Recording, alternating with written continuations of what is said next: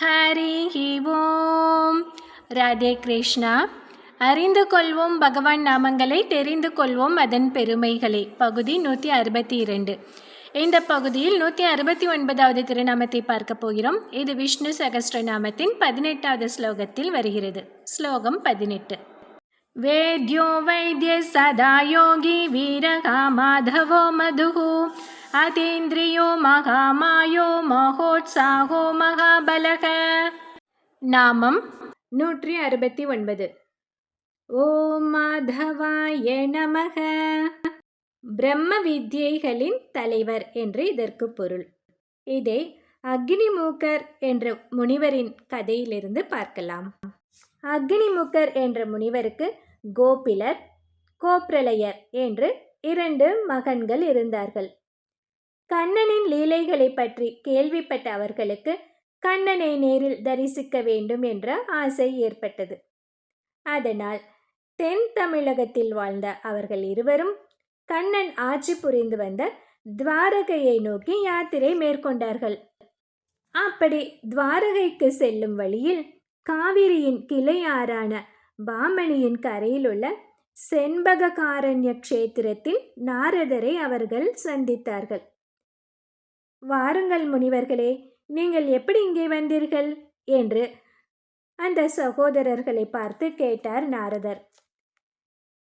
நாங்கள் கண்ணனுடைய சேஷ்டிதங்களை பற்றி கேள்விப்பட்டோம்.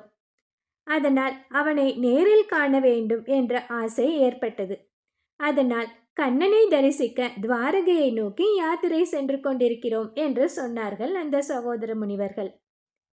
என்ன, கண்ணனை தரிசிக்க போகிறீர்களா? அவன் தனது அவதாரத்தையே நிறைவு செய்து கொண்டு வைகுண்டம் சென்று விட்டான். துவாரகை நகரமே இப்போது கடலில் மூழ்கிவிட்டதே என்று சொன்னார் நாரதர். இதை கேட்ட அந்த சகோதரர்கள் மிகவும் துயரப்பட்டார்கள். அவர்களால் தாங்கிக் கொள்ள முடியவில்லை. துர்பாகியசாலிகளான எங்களுக்கு கிருஷ்ணலீலைகளை தரிசிக்கும் பாக்கியம் இனி கிடைக்கவே கிடைக்காதா என்று அழுது புலம்பினார்கள். அதற்கு வருந்தாதீர்கள் என்று சொல்லி அவர்களை தேற்றிய நாரதர் அவர்களுக்கு 12 எழுத்துக்களை உடைய வாசுதேவ மந்திரத்தை உபதேசம் செய்தார். இந்த மந்திரத்தை சொல்லி இந்த செண்பகாரண்ய க்ஷேத்திரத்தில் நீங்கள் தவம் புரிந்தால் கண்ணன் உங்களை தேடி வந்து உங்களுக்கு காட்சியளிப்பான் என்று கூறினார் நாரதர். அதே போன்று நாரதர் சொன்னபடி செண்பகாரண்ய க்ஷேத்திரத்தில் அந்த 2 முனிவர்களும் 12 எழுத்து மந்திரத்தை சொல்லிக்கொண்டு கடுந்தவம் புரிய அவர்களின் தவத்துக்கு உள்ளம் மகிழ்ந்த திருமால் கிருஷ்ணாவதாரத்தில் தான் செய்த 31 லீலைகளை அவர்களுக்கு அங்கே காட்டி அருளினார். ஆஹா, என்ன ஒரு பாக்கியம்! 32வது லீலையாக ஸ்ரீவித்யா ராஜகோபாலனாக ருக்மிணி சத்யபாமாவோடு பசு கன்றுகளோடும் அவர்களுக்கு காட்சியளித்தான். அந்த செண்பகாரண்ய க்ஷேத்திரம்தான் இன்று மன்னார்குடி என்று அழைக்கப்படும் திருத்தலமாகும். அங்குள்ள ஸ்ரீவித்யா ராஜகோபால சுவாமி சந்நிதியின் பிரகாரத்தில் கண்ணன் கோபில கோப்ரலயர்களுக்கு காட்டிய 32 லீலைகளையும் சித்திரங்களாக வடித்திருப்பார்கள். முனிவர்களை பார்த்து, முனிவர்களே, நான் உங்களுக்கு இங்கே காட்டியது வெறும் லீலைகள் அல்ல. இவை 32ம் உபநிஷத்துக்களில் சொல்லப்பட்ட 32 பிரம்ம வித்யைகள் ஆகும். இவைகளில் ஒன்றை பின்பற்றி என்னை தியானிப்பவன் முக்தி அடைவான் என்று கூறினார். இப்படி 32 பிரம்ம வித்யைகளை விளக்கியபடியால் ஸ்ரீ வித்யா ராஜகோபாலன் என்று அப்பெருமாள் அழைக்கப்படுகிறார்.